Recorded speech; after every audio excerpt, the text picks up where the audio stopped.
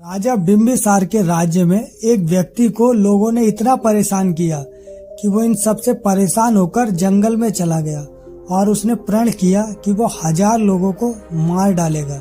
जिस पहाड़ी पर वो व्यक्ति रहता था उस पहाड़ी पर जाने का रास्ता गांव वालों ने बंद कर दिया था ताकि वहां कोई न जा सके, क्योंकि जो व्यक्ति उस पहाड़ी पर जाता वो व्यक्ति उसको मारकर उसकी उंगलियों को काट लेता और अपने गले में डाल लेता था। लोगों को मारकर उनकी उंगलियों को काट काट कर उनकी माला बनाकर गले में डाल लेता था। इसीलिए लोगों ने उसका नाम अंगुलीमाल रख दिया। एक समय जब महात्मा गौतम बुद्ध बिंबिसार के राज्य से भ्रमण कर रहे थे तो वहाँ एक औरत रोते रोते उनके पास पहुंची। गौतम बुद्ध के शिष्य ने औरत से रोने का कारण पूछा तो उसने बताया कि उसका पति और बेटा एक व्यापारिक दल के साथ जा रहा था, लेकिन वो दल से पीछे रह गए। जब उन्हें ढूंढा गया तो उनको मरा हुआ पाया गया और उनकी उंगलियां काट ली गई थी। तो गांव वाले समझ गए कि ये काम अंगुलीमाल का है।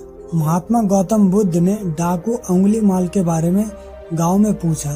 तब उन्हें पता चला कि जिस पहाड़ी पर वो रहता है वहां से कोई नहीं जाता और जो जाता है उसे वो मारकर उंगली की माला बना लेता है। महात्मा बुद्ध डाकू अंगुलीमाल से मिलने उस पहाड़ी पर जाने लगते हैं तो उनका शिष्य और गांव वाले उन्हें रोकने लगते हैं।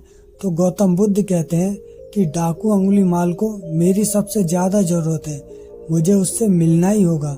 इतना कहकर वो पहाड़ी की ओर चल देते हैं। महात्मा गौतम बुद्ध अकेले ही अंगुलीमाल से मिलने चल देते हैं। पहाड़ी पर पहुंचते ही वहां पर उन्हें तलवार लिए डाकू अंगुलीमाल मिल जाता है। वो गौतम बुद्ध से कहता है कि हे सन्यासी, वहीं रुक जा, आगे मत बढ़ना वरना मैं तुम्हें मार दूंगा। ये बात सुनकर भी महात्मा बुद्ध नहीं रुकते और डाकू अंगुलीमाल के पास जाकर उससे भिक्षु बोलते हैं। तो वो और भड़क जाता है और बोलता है कि तुम्हें अपने प्राण का मोह नहीं है, मैं अभी तुम्हें मार दूंगा।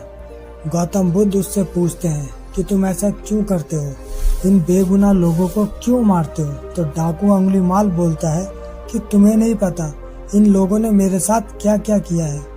मेरा प्रण है कि मैं 1000 लोगों को मार दूंगा। गौतम बुद्ध उससे बोलते हैं कि तुम इस पेड़ की एक टहनी काटो।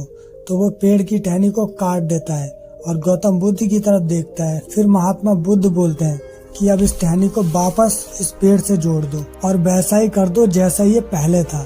तो डाकू अंगुलीमाल कहता है कि पागल हो क्या, सन्यासी ऐसा थोड़े ही हो सकता है। गौतम बुद्ध डाकू अंगुलीमाल से कहते हैं कि काटना बहुत सरल है, जोड़ना बहुत मुश्किल होता है। तुमने 999 को काट दिया, अब एक को जोड़ के बताओ, क्या ऐसा कर सकते हो। गौतम बुद्ध उससे कहते हैं कि जब तुम इसे लगा नहीं सकते तो तुम्हें इसे काटने का भी अधिकार नहीं है। इसी तरह जिन लोगों को तुमने मारा है क्या तुम उन्हें वापस जिंदा कर सकते हो। डाकू अंगुलीमाल सर झुकाकर निरुत्तर खड़ा रहता है। अब उसे समझ आ गया था कि वो क्या कर रहा था और वो गौतम बुद्ध के पैरों में गिर जाता है। वो कहता है कि मैंने ये क्या कर दिया, मुझे मेरे कामों से अवगत कराने वाले प्रभु आप कौन हो। तो महात्मा बोलते हैं मैं गौतम बुद्ध। महात्मा गौतम बुद्ध उससे बोलते हैं कि मेरी शरण में आ जाओ। डाकू अंगुलीमाल गौतम बुद्ध के पीछे पीछे बुद्धम शरणम गच्छामि कहते कहते चलने लगता है और वो सन्यासी बन जाता है। ये बात राजा को पता चलती है कि डाकू अंगुलीमाल सन्यासी बन गया तो राजा बहुत खुश होते हैं और सोचते हैं कि समस्या हल हो गई। गौतम बुद्ध ने डाकू को भिक्षु बना दिया और बोला जाओ भिक्षा लेकर जाओ। वो उसी गांव में भिक्षा लेने गया जिनके घर वालों को उसने काटा था। उन लोगों ने उसे पत्थर मारे, बहुत पत्थर मारे और वो लहूलुहान हो गया। वो लहूलुहान गौतम बुद्ध के पास आता है तो बुद्ध पूछते हैं कि दर्द हो रहा है। तो वो कहता है ये दर्द तो शरीर को हो रहा है, आत्मा तो शुद्ध हो गई है। एक विचार ने डाकू अंगुलीमाल की जिंदगी बदल दी। इसीलिए कहते हैं कि एक विचार आपकी पूरी जिंदगी बदल सकता है। जब एक डाकू सन्यासी बन सकता है तो एक इंसान खुद को सफल क्यों नहीं बना सकता। बस आपको अपने विचार बदलने की जरूरत है। एक छोटा सा विचार आपकी जिंदगी बदल सकता है। एक विचार ने डाकू अंगुलीमाल की जिंदगी बदल दी।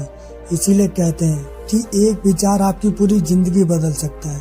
अगर आपको इस कहानी से कुछ सीखने को मिला हो तो वीडियो को लाइक जरूर करें। धन्यवाद।